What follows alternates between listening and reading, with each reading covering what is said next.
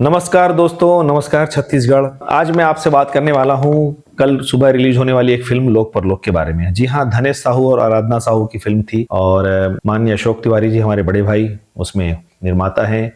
Arun Johnson तंबी भाई उसमें director हैं। मैं खुद भी धनेश साहू और आराधना साहू का फैन हूँ। ये फिल्म का इंतजार मैं कर रहा था, पर मुझे पता लगा कि फिल्म का स्क्रीनिंग नहीं हुआ है sensor board of film certification में बॉम्बे में, तो फिल्म का सर्टिफिकेट नहीं आया। और फिल्म का सर्टिफिकेट नहीं आने से दोस्तों फिल्म सेंसर बोर्ड के सर्टिफिकेट के बगैर सिनेमा हॉल में नहीं लग सकती। तो ये 75 स्क्रीन में लग रही थी फिल्म। ये बहुत बड़ी बात है कि 75 स्क्रीन इस सिनेमा को फिल्म को मिले थे।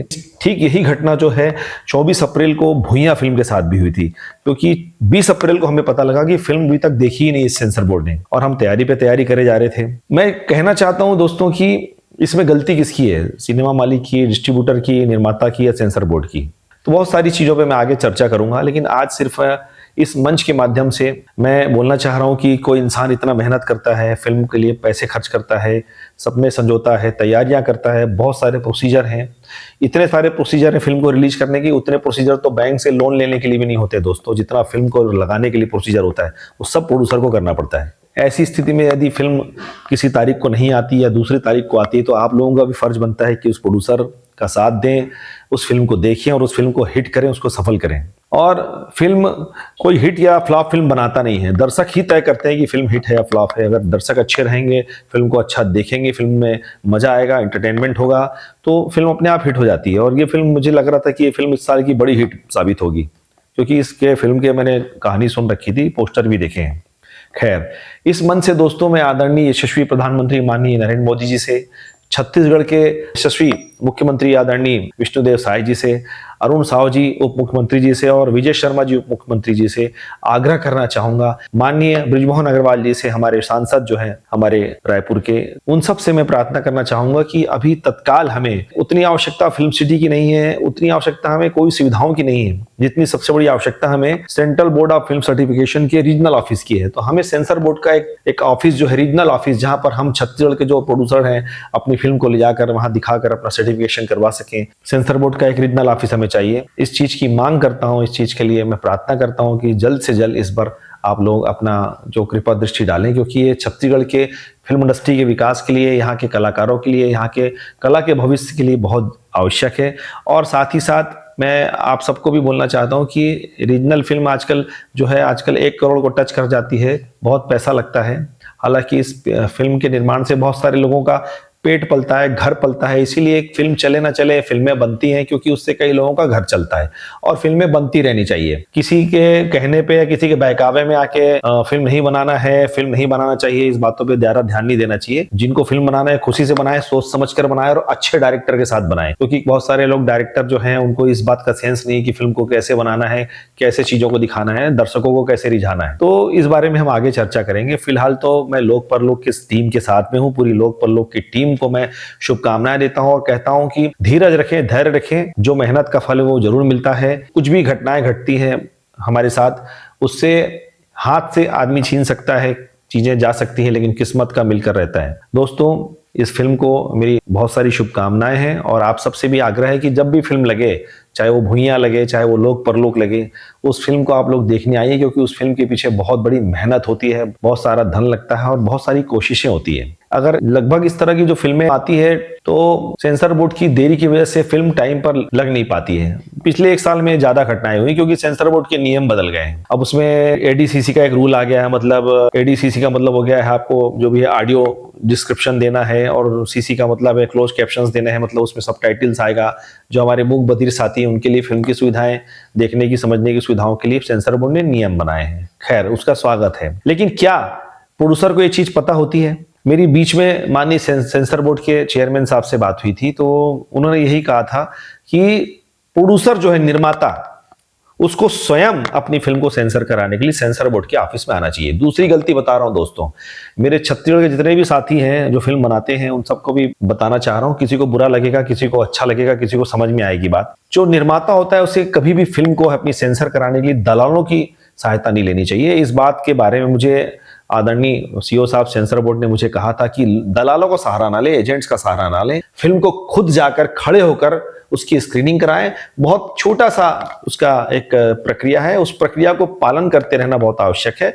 बहुत सारी चीजें हैं, लगातार आपको उसमें उसके विंडो पे ध्यान देना पड़ता है, उसके अपडेट पे आपको चर्चा करनी होती है।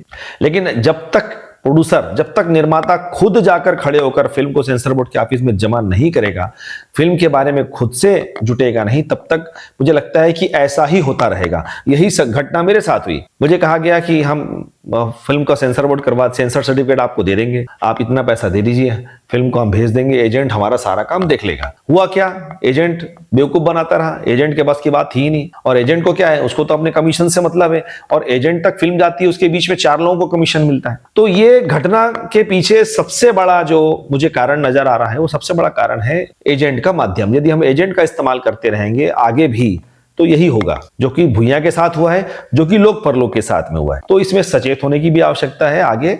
और जितने नए निर्माता हैं उनसे भी मैं आग्रह करूंगा कि आगे जो भी आप फिल्में बनाएं, जो कुछ भी पिछला घटनाक्रम था उसको छोड़ दिया जाए।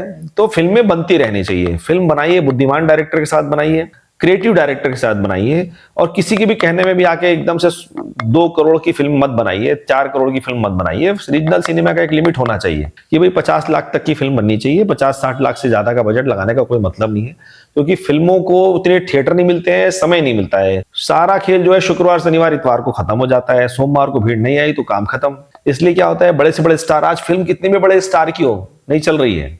बड़े बड़े नाम, बड़े बड़े दिग्गज लोग हैं, उनके टाकीज में देख लीजिए 2 गाड़ियां नहीं खड़ी हैं। तो ये लगभग सभी के साथ हो रहा है। अब कई बार लोग हंसी उड़ाते हैं, ताने मारते हैं, कमेंट्स करते हैं। बहुत सारे तथाकथित लोग हैं, समीक्षा के पत्रकार हैं, जो बहुत आनंद से टिप्पणी करते हैं और किसी 1-2 लोगों की बहुत ज्यादा सेवा में लगे रहते हैं, और बाकी लोगों को वो दूध की मक्खी की तरह निकाल देते हैं और गुब्बारे में हवा में उड़ा देते हैं। तो मैं कहना चाहूंगा कि खुद एक फिल्म बनाकर देखें और खुद वो सारी तकलीफें झेल कर देखें। जब आप दूसरों के बारे में जरा सा लिख देते हैं, लिखने में कुछ नहीं जाता है, 1-2 लाइन में किसी इंसान की इमेज खत्म हो जाती है, कैरियर खत्म हो जाता है, फिल्म की हालत खराब हो जाती है। यूट्यूबर्स लोग भी बहुत हैं। मैं बोलता हूं भाई, आप 10-15 हजार का मोबाइल लेकर एक यूट्यूब चैनल बना लेते हो, उसके बाद आपको जिसने पैसा दिया उसकी तारीफ करते हो, जिससे पैसा नहीं मिला आप उसकी बुराई करते हो। सिनेमा हॉल में जाओगे, भीड़ दिखेगी तो बोलोगे भीड़ है, और एक गाड़ी खड़ी रहेगी तो बोल दोगे कि एक गाड़ी खड़ी है। तो ये क्या तरीका है भाई? आप लोग सिर्फ पैसे कमाने के लिए, उगाने के लिए छत्तीसगढ़ी फिल्म इंडस्ट्री में डिपेंड हो क्या? भाई आप लोगों को जब छत्तीसगढ़ी फिल्म इंडस्ट्री से पैसा मिलता है, चाहे वो कोई भी प्रोड्यूसर दे, कोई भी डायरेक्टर दे, तो आप उसके लिए कम से कम समर्पित तो रहो भाई, कि एक की बुराई किया, दूसरे की अच्छाई बताया, दूसरे से पैसा लिया, तीसरे की बुराई बताया। ये सब चीजें ज्यादा दिन चलने वाली नहीं है। आप लोगों को भी मैं समझा रहा हूं कि ये सब बंद कर दीजिए। तो साथियों, बहुत सारी बातों पे हम चर्चा करते रहेंगे। आज के लिए इतना काफी। मैं और मेरी शुभकामनाएं लोक परलोक की पूरी टीम के साथ में है, और मैं उम्मीद करता हूं कि छत्तीसगढ़ के हमारे दर्शक जो हैं, सिनेमा दर्शक हैं, वो भी फिल्म देखने के लिए घर से निकलेंगे। क्योंकि देखिए 26 साल हो गया दोस्तों सिनेमा को बनते बनते, और 26 साल में अगर आप लोग 2%, 2.5% लोग भी सिनेमा हॉल तक नहीं जाओगे, मैं जानता हूं कि जाना एक प्रोसेस है, 3 घंटा 4 घंटे का समय लग जाता है, 1000-2000 रुपए खर्च हो जाते हैं। लेकिन मुझे लगता है कि छत्तीसगढ़ में अब ऐसी हालत नहीं है कि कोई भी इंसान हमारा 2000 रुपए खर्चा करके सिनेमा देखने नहीं जा सकता। तो हमारा छत्तीसगढ़ तेजी से विकसित हो रहा है, प्रति व्यक्ति आय बढ़ी है, सबके पास आने जाने का साधन है, लोग सिनेमा देखने जा सकते हैं। और तीसरी सबसे बड़ी बात जो अंत में बोलना चाहता हूं, कि हमारे घर में सिनेमा घर नहीं है। तो आदरणीय मुख्यमंत्री जी विष्णुदेव साय जी से मैं कहता हूं कि आपकी सरकार है, आपके बीच में लोग बैठे हुए हैं, एक्सपर्ट्स बैठे हुए हैं, और चूंकि फिल्म विकास निगम से और बहुत सारी समितियों से मेरा कोई दूर दूर तक नाता अभी तक जुड़ नहीं पाया है, और ना ही मुझे जोड़ा गया है। तो मैं कहना चाहता हूं कि छत्तीसगढ़ी फिल्म इंडस्ट्री को उन्नति देने के लिए हमें फिल्म सिटी उतनी बहुत ज्यादा जरूरी नहीं है, और सुविधाएं उतनी ज्यादा जरूरी नहीं है। हमें सबसे ज्यादा सिनेमा घर की चाहत है। यदि माननीय मुख्यमंत्री जी प्रयास करें तो छोटे छोटे कस्बे में, या छोटे छोटे मतलब जहां पर कम से कम 50,000, 1 लाख, 2 लाख, 5 लाख की आबादी हो, उस बीच में एक सिनेमा घर बनाने के लिए एक ऐसा प्रस्ताव पारित करें जो पब्लिक प्राइवेट पार्टनरशिप में सरकार का कुछ धन हो और प्राइवेट आदमी का कुछ धन हो, और एक 5 साल के लिए उसमें सब्सिडी के लिए बिजली हो गया, पानी हो गया, जो सुविधाएं हैं सरकार वहां दे। लेकिन उसके साथ ही सरकार का वहां पर विज्ञापन चलाया जाए, सरकार की योजनाएं बताई जाएं, और हमारी जो बहनें हैं गांव गांव की, जो महिला स्व सहायता समूह के बहनें हैं, उनको उस रोजगार से जोड़ा जाए। तो जो थिएटर की जो कमाई आएगी उससे हमारी बहनों के घर में 4 पैसे जाएंगे। सरकार की जो नीतियां हैं और सरकार की जो योजनाएं हैं उसका प्रचार होगा उस सिनेमा घर में, और रीजनल सिनेमा जो छत्तीसगढ़ी सिनेमा का बनाने वाला प्रोड्यूसर है, उसकी फिल्में वहां चलेंगी तो उसको भी दो पैसा घर में मिलेगा, क्योंकि 50, 60, 70, 75 स्क्रीन में उतना समय मिल नहीं पाता कि फिल्म चल पाए और पैसा निकल पाए, क्योंकि हमारे यहाँ ऑलरेडी कोई सैटेलाइट टेलीविजन है नहीं, हमारे पास कोई ओटीटी प्लेटफॉर्म है नहीं, हमारे पास ले देकर सिनेमा हाल ही बसता है, जहां पर हमें अपनी इज्जत बचानी है, जहां पर हमें फिल्म लगानी है, जहां पर हमें